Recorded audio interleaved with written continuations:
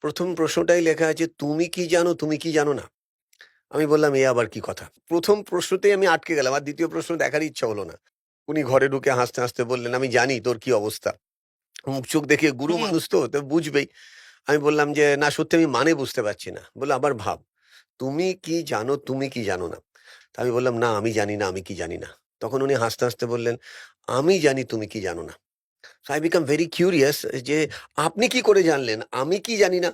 Because আপনি তো আমাকে খালি মাঠে দেখেন। বাকি যে ১৮ ঘন্টা ১৯ ঘন্টা আমি কি করি আপনি তো জানেন না। উনি বললেন, "তুমি কি জানতে চাইবে তুমি কি জানো না?" আমি বললাম, "ইয়েস অফ কোর্স।" তখন উনি হেসে আমার কাঁধে হাত দিয়ে বললেন যে, "দেখো তুমি যেটা জানো সেটা একটা জলের বিন্দু। আর যেটা তুমি জানো না সেটা হচ্ছে অসীম সমুদ্র।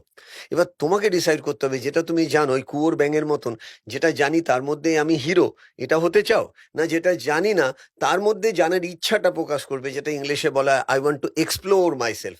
তো আমি ইমিডিয়েট বলেছিলাম আমি এক্সপ্লোর করতে চাই। তখন উনি বললেন, "যে কোনো যুদ্ধের একটা মিশন থাকে, স্লোগান থাকে। সারা পৃথিবীতে ২ ধরনের আওয়াজ হয়। একটা আওয়াজকে বলা হয় ভয়েস, একটা আওয়াজকে বলা হয় নয়েজ। নয়েজ মানুষ মনে রাখে না, ভয়েসকে মানুষ মনে রাখে। ওয়াও! ওয়াও! প্রত্যেকটা দেশ দারুণ কথা। স্বাধীন হয়েছে একটা ভয়েসে। যে আমাদের স্বাধীনতা হুম, চাই, উই ওয়ান্ট ফ্রিডম। এরকম প্রত্যেকটা দেশের একটা মিশন ভয়েস থাকে, ছিল একটা মিশন। ভয়েস থাকে। যে ভয়েসটা কানের মধ্যে, মনের মধ্যে কম্পন তৈরি করে। যে ভয়েসের জন্য রাতে মানুষ ঘুমাতে পারে না। তো রাইট। উনি সেরকম আমার কানে, কানে একটা ভয়েস দিলেন যে, "এই ভয়েস তোমাকে এমন করে দেবে, তুমি রাতে ঘুমাতে পারবে না।" আমি বললাম, "মানে?"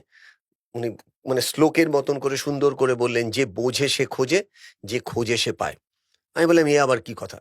বলল, "ভালো করে বোঝো।" আমি কথাটা কি বললাম? যে বোঝে, মানে বোঝে মানে কি বুঝবে তার উপর ডিপেন্ড করবে তুমি কি সে খুঁজবে। খুঁজবে। তাহলে বোঝা আর খোঁজা দুটো যদি তুমি কানেক্ট করতে পারো তবেই তুমি পাবে। সো যা হয় ২২-২৪ বছরের একটা ছেলে ইনস্ট্যান্ট না ভেবেই আমি উত্তর প্রশ্ন করলাম যে, "আমি কি করে বুঝবো যে আমার বোঝাটা ঠিক? যদি বোঝা ভুল হয় তাহলে খোঁজা ভুল হবে। খোঁজা ভুল হলে পাওয়া ভুল হবে।" পাওয়া ভুল হবে। তখন উনি হাসতে, হাসতে বললেন, "রাইট কোয়েশ্চেন। তুমি ঠিক দিকেই ভাবছো।" বলে আবার আমাকে ক্লু দিলেন। উনি বললেন যে, "দেখো always remember ordinary people talk about others." যারা অর্ডিনারি হয় তারা অন্য অন্যের ব্যাপারে মানুষদের কথা নিয়ে বলে। গল্প করে। Average people talk about things. যারা এভারেজ হয় তারা জিনিসপত্র নিয়ে আলোচনা রাইট। করে।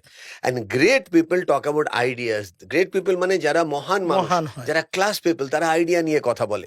এবার তুমি তোমার দিকে তাকিয়ে দেখো তোমার চারপাশে কতগুলো গ্রেট পিপল আছে। অনেস্টলি বলছি আমি ওই বয়সে তখন দেখছি বাবা-মা ছাড়া কেউ আমার ভবিষ্যৎ নিয়ে ভাবতে বলে না। সবাই বলে টাইম ওয়েস্ট কর, টাইম পাস কর। হুম, কিন্তু উনি এবং আমার বাবা-মা ছাড়া কেউ ছিলেন না। আমি বললাম, "সেই অর্থে তো কেউ নেই।" বলল, "তার মানে তোমাকে সেই ক্লাস পিপলদের সাথে মিক্স করবে। বিকজ রিমেম্বার মাস পিপল রোজ স্বপ্নকে চেঞ্জ করে, নিজেকে চেঞ্জ করে না। ইংলিশে রাইট। যদি বলি, মাস একেবারে দারুণ। People always change their dream, they never change themselves. But class people they never change their dream, they change themselves. মানে যারা ক্লাস হয় তারা যেটা ফিক্স করে নিল মানে ভার্চুয়াল এভারেস্ট, এভারেস্টে না ওঠা অব্দি আমি থামবো না।